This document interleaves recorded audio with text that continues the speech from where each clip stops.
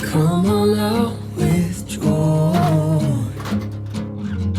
be let forth in peace, and not be afraid. With the song of freedom on our lips, not be afraid. We'll wake up the dawn. Do not be afraid. This is my 2002 Toyota Sequoia that I've converted into a camper for full-time van life. In total, it's been 7 years in the making. 4 of them spent dreaming, 2 years learning woodworking, as well as drafting, and then refining the design, and a month of hands-on building. It is the literal vehicle that's taken me to 12 of some of the most legendary, if not at least beautiful, natural and state parks in America, across 9 different states. It's also been, more importantly, the symbolic vehicle that's unlocked the greatest freedom I have ever experienced in my life. And that is no exaggeration. It's not perfect. It ain't glamorous. But I am so proud of this thing and the adventures it's taken me on, and even more excited to now be able to say to you, welcome to my stealth Sequoia. I am Boom Shadang and I will be your tour guide today. You're in for a treat because it's going to be a pretty real world presentation. You're going to see what this looks like on a day-to-day basis, the messy parts, the parts that I have yet to finish. So we'll just get right into it. I love to cook outdoors, and as often as possible, when I designed this thing, it was really important for me to center that design around this baby, which is the camp stove. So that when I want to cook, the only thing that I really need to do is just open up this latch, set up the wind guards, and voila, I'm ready to cook. One thing to note that I'm actually really quite proud of is that I calculated the exact height that this part needed to be so that the propane tank can sit flush to the very bottom and pretty much permanently attached in there. And for those of you who own a propane grill like this, you know that very often it's sitting at an angle and it's just really annoying. Like, what do I do with this thing? So look at that, it sits perfectly flush to the bottom. Then I would say the second most important part of the kitchen box is this monstrosity right here, which is the fridge on a tilting slide. So how this works is you disengage the lock right there, this slides out, which is really cool. And then with a little bit of muscle holding this up, because otherwise it'll just drop down with some force, you kind of gently let it down, and then this gives you really easy access to access the fridge from here. I honestly, I love it, but I have mixed feelings about it. I would recommend it with reservations. The reason why is that this thing, especially when it's fully loaded, which is not right now, it gets really heavy. And if it's like late at night and it's dark and you want to access something, pulling this thing out and then having to use that muscle force again to like hold this up to prevent it from like completely dropping with full force can get a little bit annoying. I'm not gonna lie. If I were to start over again, I would probably build the pantry so that it's not so high, so that when I slide this out, I can still access this without having to tiptoe so much, and get the non-tilting version of this slide, which this company, DFG Off-Road, they build. This is a great example of why I chose not to take on any outside sponsors for this video. I want to tell you the truth about each product without the eyes of the brand looming over me. In fact, I'm putting together a database of everything I mentioned here with my personal takes on the pros and cons of each. Instead, this video is brought to you by the brand that I am in the midst of building, Creative Warriors. If you want to take on a huge project like a van life build, I can tell you from experience that it's easy to get lost in either the airy-fairy dream phase without taking a single step forward, or get so overwhelmed by all the details that you get stuck in the nitty-gritty. So I made the playbook to give you the right tools at the right times. Define your why through the ancient Japanese concept of ikigai at the quarterly level. Use the monthly spreads to convert your dreams into tangible goals and practices. And by setting weekly priorities and daily deliverables, you'll see your dreams turn into reality because you'll be living every day with intention. Learn more about the playbook at creativewarriors.life. So then we have this cool little thing here with 2 eyes. This is a hidden drawer. I drilled 2 holes here just rather than having a drawer pull, it's just easier to pull it out like this. And because this is a friction drawer, it comes out all the way. And that means that I can set this down somewhere, put it on a table, and have full access to everything if need be. So the stuff that I like to keep in here is basically things that I need to access quickly and easily. My lighters, I always have 2, just as kind of a nice kind of backup. A set of stormproof matches. These work really great when these don't work in really windy conditions. I've got my salt and pepper, chipotle, and this is sofrito, multi-spice here. This is a gift from my roommate, Jake. So Jake, if you're watching, still using it, thank you. He's also the one who got me this stove right here. Got a mini barbecue grill. This is always rotating. So, you know, for example, dates, some granola. This is from actually my friend Rick. Rick, if you're watching, like I still got your granola. Always gotta have some honey and coconut oil, emergency toilet paper, measuring tape, which I actually use quite a bit often, and then just some bags and glass containers right there. So the original plan was to build this on sliders, but I really only had like about a month to build this whole thing, which I know for some of you might seem like a long time, but for me, it's not a long time. I really had to get to Yellowstone to meet my friend Rick that I was talking about earlier. I decided just to do basic simple friction drawer here, so that's why that is the case here. But the advantage of having a friction drawer is that I have more space now. So we need to talk about this piece right here. It is a piece of what I think is black walnut, but I'm very sure that it's walnut. So comment below whether you know this is black walnut or not. I'm really proud of it because it just came together at the last minute. I was actually originally going to get antique brass for a drawer pull, which those things are expensive.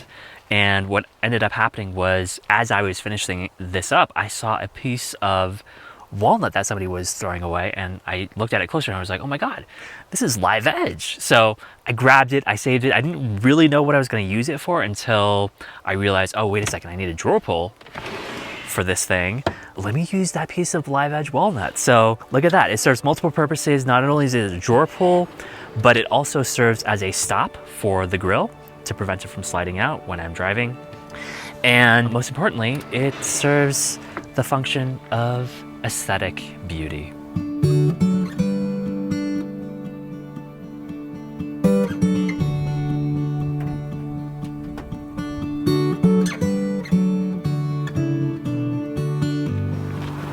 So let's dive into the details of the pantry.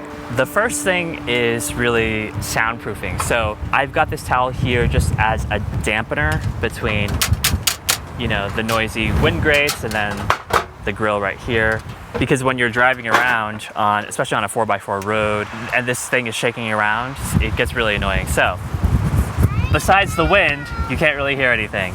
Recently got this camp stove toaster because I love toasted bread. I have mixed feelings about this. It's really hard to use, I think, and it takes a really long time to toast, so still playing around with it. This is a trash solution. So this is basically a compost pail. It's made out of metal, which is nice and sturdy, and then I just line it with one of these compostable bags, and then inside right now I've got stuff like eggshells and cherry pits and some moldy figs. So that's kind of what I like to call wet waste. And then we have dry waste in here, stuff like plastic packaging, paper containers. That's a really great brand, by the way, Honey Mamas. This is my favorite flavor, Organ Mints. That zips up like this. I access this so often, so usually I'll just put this on the side right here to the left of the fridge. And then underneath, I have my cleaning solution. So just like a cup brush. This is a sprayer for dishwashing soap, Dr. Bronner's, a scrubber. Like I said, I love to cook, so I'm pretty picky about my cooking gear. I've got this Dutch oven from Le Creuset, the pièce de résistance. So we got a saucepan here, and then a skillet here. And these are 2 separate things, by the way, but you can also use this as the cover for the saucepan. In van life, space is at a premium, so it's always great to find solutions that can kill two birds with one stone. Inside of that, I have another Dutch oven. This is from a different brand, but also French. Staub, however you want to pronounce it. This is great for just like smaller meals. And then I love this thing because this is also kind of a 2-in-1 deal where you cook this, whatever you want to cook inside here.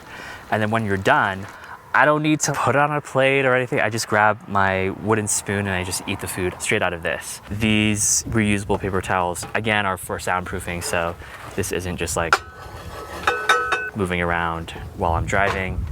Instead, it's much more silent. So in here, I also have my chef roll. I love this thing. I found this from a family that produces them on Etsy. Let me open it up for you so you can see what's inside. I've got tongs, scissors, a wooden spoon, a spatula, some small utensils here, and then a chef's knife. I love this thing because it's just really fun to take out of the sheath like that. And this has a little sharpening mechanism inside here. So when you put this in, you can see these two teeth in there. They rub up against the edge of the knife and it just keeps it really sharp. Things that serve multiple purposes, we love that in van life. So then I also have paper towels here. I'm looking for a better solution so that I can, when this is out, I can hang this off the side just like that so that it's just more convenient to access rather than like putting this in and taking it out. If you know of any better solutions, then please let me know in the comments. I've got a cutting board here. This is not my ideal solution. I want to eventually make my own cutting board because I really want to have a way to mount this somewhere when I'm actually using it. So right now it's too small to fit over both of these ledges. It would be great to be able to kind of have something to mount that I can put right here off of this edge. But sometimes what I'll do is just pull out the hidden drawer here and just let it rest on that edge. But the only problem with this is that it's not super stable and it makes a lot of noise when I'm, cutting stuff or smashing stuff on it. But it works for now and I'm happy with that. Let's talk about what's in the back over here.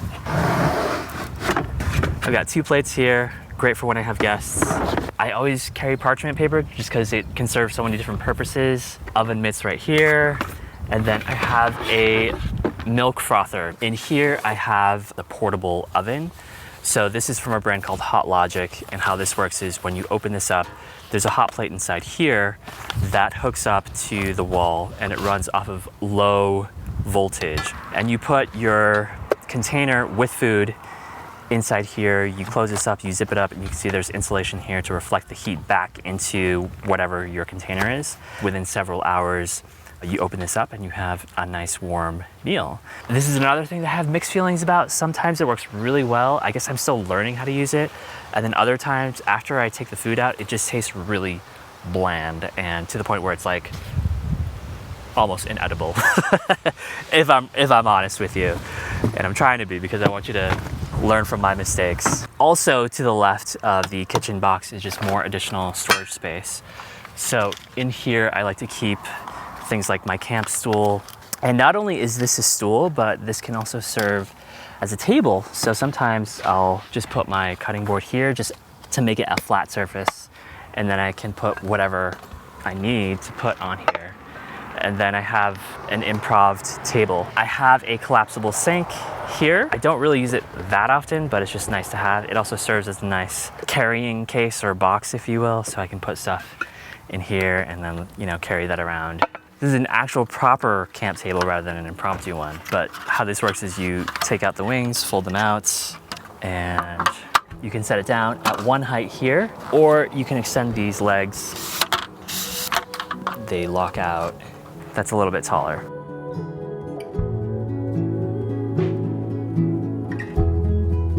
I dream that I'm back in the dunes. I laugh and say it's been a while. So then this is the bedroom drawer. And I love this thing because it's huge, it's modular, and it's super flexible. So here we have my closet. I got these organizers from the Container Store. This one's for my socks, and this is for my tops, bottoms, and underwear. The cool thing about these is that they're modular in and of themselves. So if I really wanted to you know, this comes out and that becomes another storage compartment. And then further down is the camera equipment. So I got these camera cubes from Peak Design, which I've had for a long time. And I love these things because not only are they drawer organizers, but if I ever want to just kind of go with all of my gear, I just take this out with me and I go off on the trails and I got my gear with me. With everything being in these either cubes or drawer organizers is that if I ever needed to have my camera equipment up front to be more accessible, I can just do a little switcheroo, have my closet in the back and camera gear in the front. The other thing that I have back here is a camp shower. I don't use it all that often, but it's just one of those things where when you really need it, you really need it, especially when you're staying at the campsite without a shower. This is very essential for all van lifers. An extension cord comes in handy quite often. So let's talk about the bed. This is my winter sleeping bag. I'm not really using it right now because it's summer. I have slept in as cold as 20-degree weather in this thing. You just need extra layers to complement this and it works really well. The only thing is it is kind of big and bulky. I just am someone who really prefers natural fibers. And this is a cotton liner. Typically, if you want to find like cotton lined sleeping bags, they tend to be a lot bigger and bulkier, but that's the sacrifice that I'm willing to make. Now the bed itself has multiple layers to it. It's kind of like a layer cake. So we've got a memory foam mattress here. This is 6 inches. This thing in and of itself has 2 layers. A firmer layer of memory foam down here, about 4 inches, and then 2 inches of softer memory foam.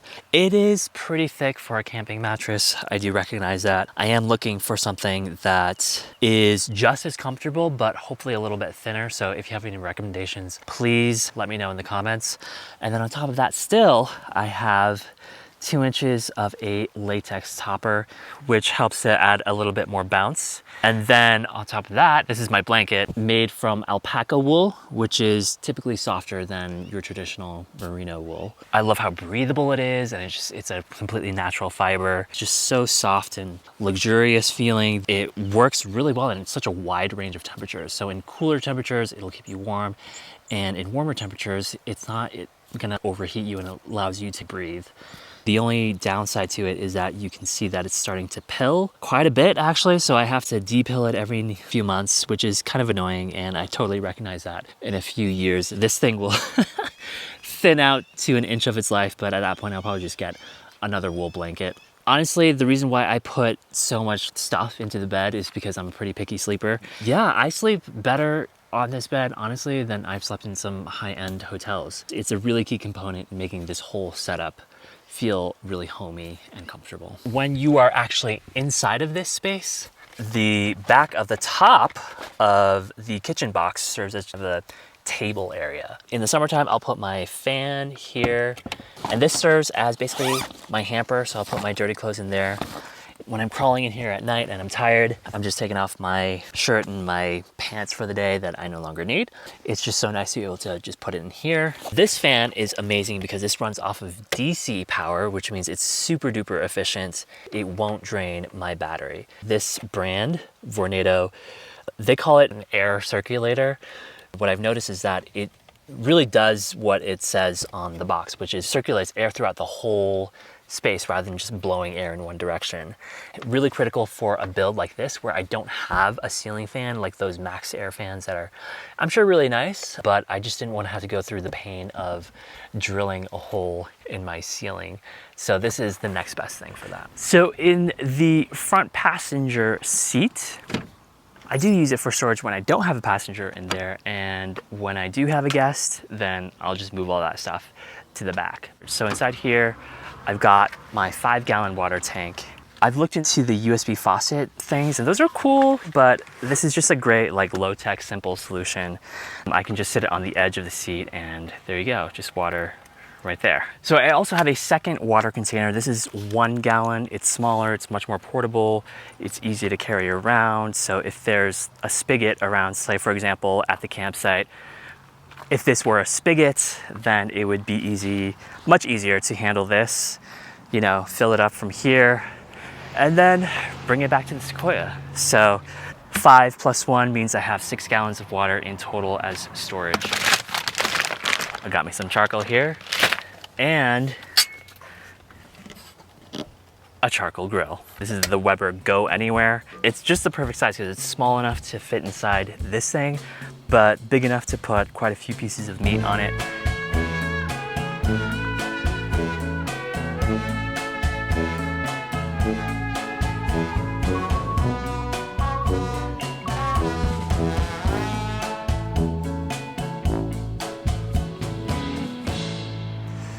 So if we go look on the rear passenger side, this is usually how I get in and out of bed, especially if I'm stealth camping in a city. Just climb in this way, and I've got the footwell here, always empty. I always make sure that this is clear so I can just have some place to rest my feet.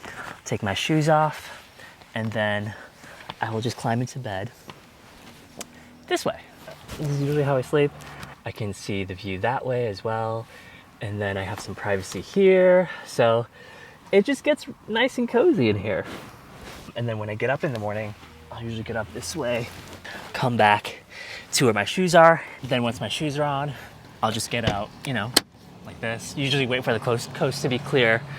I'll try to cover this up just so that the bed isn't revealed. And then I'm just, you know, it's just like I'm just coming out of my car like usual.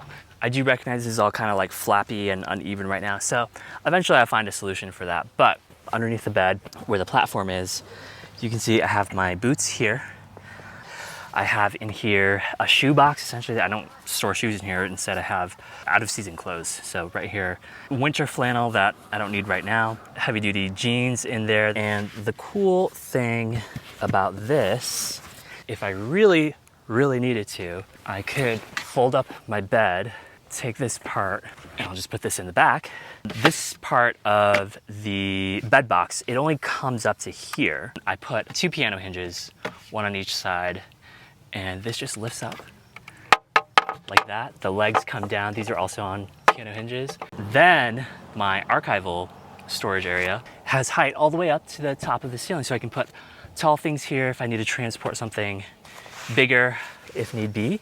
I should explain why this book is here. So this is part of it being an in-progress build.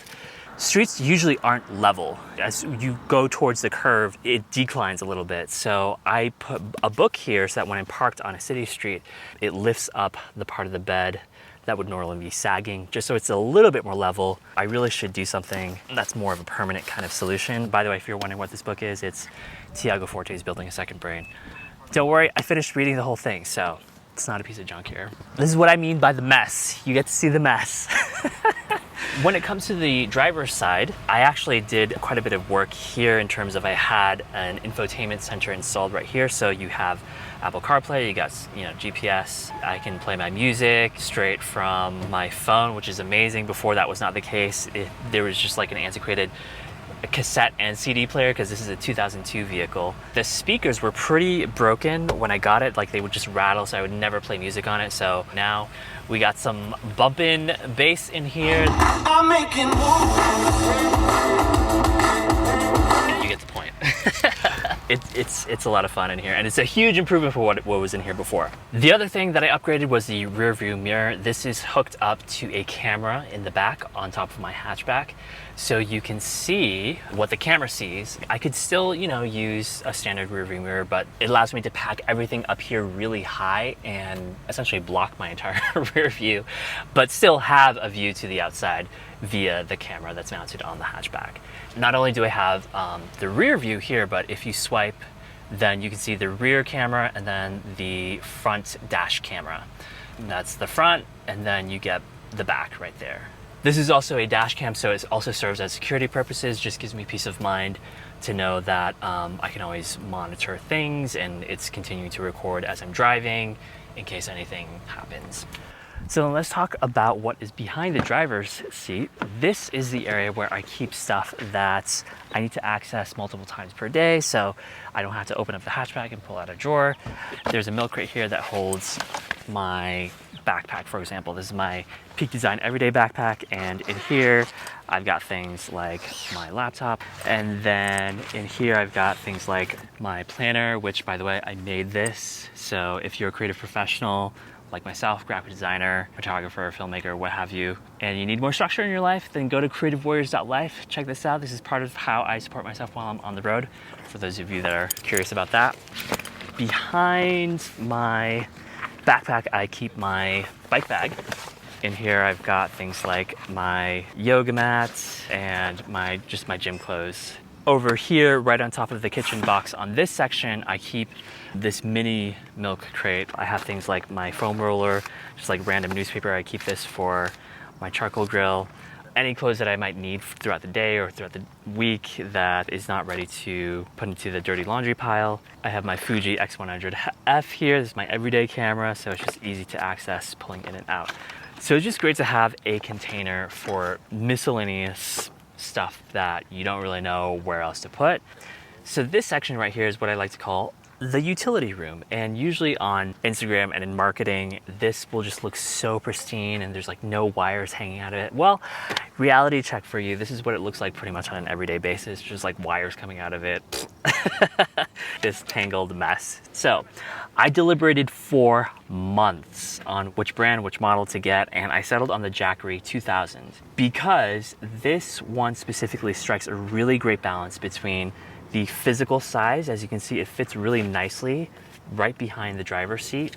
This thing has a capacity of about 2,000 watt hours while still being really physically small. Things that are hooked up to it right now: fan, which you saw earlier, fridge. This is just a free kind of USB-C cable laying around that charges my iPad actually. This cable goes up to my Bluetooth speaker, which pretty much remains connected all of the time. So part of this, of course, is how it gets powered. So while I'm driving, this is charging. So if I'm living generally stealth in the city, then once a week I'll make sure to bring this into my co-working space and just charge up using a power outlet in the co-working space. And this takes only an hour and a half to fully charge up to 100%, which is pretty miraculous considering that it's just over 2,000 watt hours while I'm driving. Generally it takes about 24 hours to do that, so it's really more of just like maintenance mode. And then if I'm fully off-grid out in the middle of the country at a campsite or something, and I don't have access to either one of those things, I have a solar panel here. How this works is there's a cable on the back, and this cable hooks up to a port in the back of the Jackery, and I will lay this on the ground just like that and point it towards the sun. Even though it's a really slow way to charge, I'm super grateful to have it because it's just that last resort kind of option. For those of you who are interested in the more technical side of things, or if you have a woodworking background, you're probably interested in knowing what kind of wood I use for this. This is called Premcore Plus. I got it from woodworkersource.com. It's just made out of a white birch. The benefit of this is that it's really lightweight while also being really strong. The downside with Premcore Plus is that it is a soft wood, so it dents really easily. So you just have to be careful when moving it around and not, banging stuff into it, which is somewhat inevitable in van life. And I've already have quite a few dents in this thing, but you can't really tell unless you're looking at it really up close. So that's just something to keep in mind if you're considering something like this. The previous build that was in here, the owner, the way that he built it was just using cheap plywood. So it was really, really heavy, so it had a drag on the Sequoia. And after I installed my build, which I was really curious and anxious about, because the question on the back of my mind was, will this drag on my Sequoia in the same way that the previous build did? And I am happy to report that no, it hasn't. It hasn't affected my miles per gallon at all. And I attribute that to using this lightweight plywood. Freedom isn't just a state of mind. It's the visceral experience that your soul yearns to feel in every fiber of your body. Now, making the transition into van life has been one of the toughest decisions that I've ever had to make in my life. But had I not done it, I wouldn't have unlocked the key to the deepest layers of freedom that I've ever experienced. So if fear is blocking you from taking even the first few steps onto the path of your version of that key, then I leave you with the following words from John Lucas. Do not be afraid. Do not be afraid.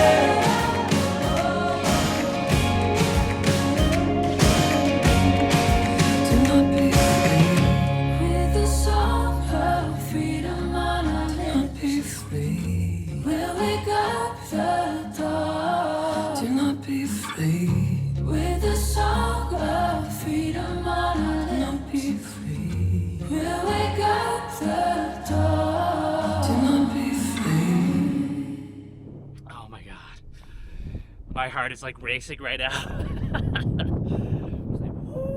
Wow, wow, wow, wow, wow, wow.